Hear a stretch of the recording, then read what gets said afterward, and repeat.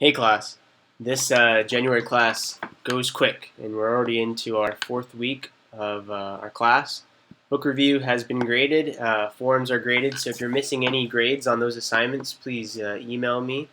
But yeah, we have the narrative analysis that's due on Sunday. So it's due on Sunday at midnight Eastern Standard Time. I sent an email out a couple weeks ago, last week, maybe the week before, saying what passages you can pick from. If you didn't get that email, you can choose 2 Samuel 7, Joshua 2, or 1 Corinthians chapter 22. So those are your options. Go ahead and pick one of those assignments.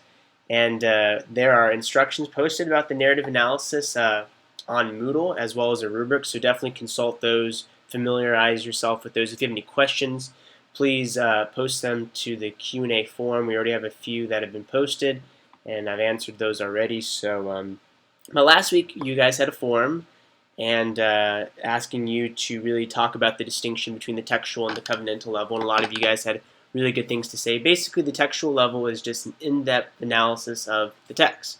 So you need to really analyze the characters, the themes, the motifs, the setting, the important elements of the text. So make sure you dive in to as many important elements as you can on the textual level.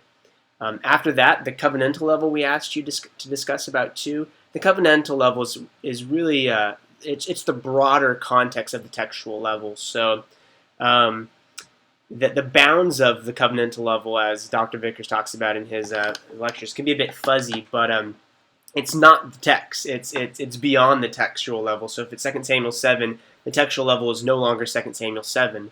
So it's the broader historical context. So it's the time of the judges. It's the reign of King Saul, the reign of Solomon, and you can even expand that covenantal level all the way down to the beginning of, or the end of the Old Testament with Malachi and Zechariah, and you can even take it as far prior to as Genesis chapter 1, Genesis chapter 3 is fine. So the covenantal level is basically the historical context that gives rise to that textual level. So what you need to do on the covenantal level, as I've explained and as Dr. Vickers has explained, is you need to take the important elements of the textual level and see how those are developed on the wider context. So for example, if priesthood is a big topic on the textual level, what does the broader historical context say about priesthood? That would be an appropriate topic for the covenantal discussion. And then the canonical level is the broadest historical context. So typically when we're doing Old Testament narrative, the canonical level is going to be the New Testament. If your passage talked about priesthood, you would want to ask yourself, where does the New Testament talk about priesthood? And that would be an appropriate discussion for your canonical level. So that's basically what you're doing for this assignment. The goal of this assignment is for you to be able to show how individual stories of Scripture fit into the overarching story of Scripture in really in organic ways.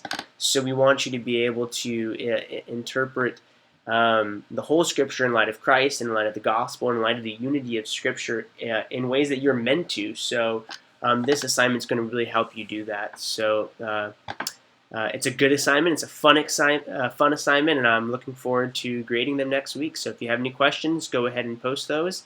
Yeah, I'll be looking forward to interacting with you guys through the forums.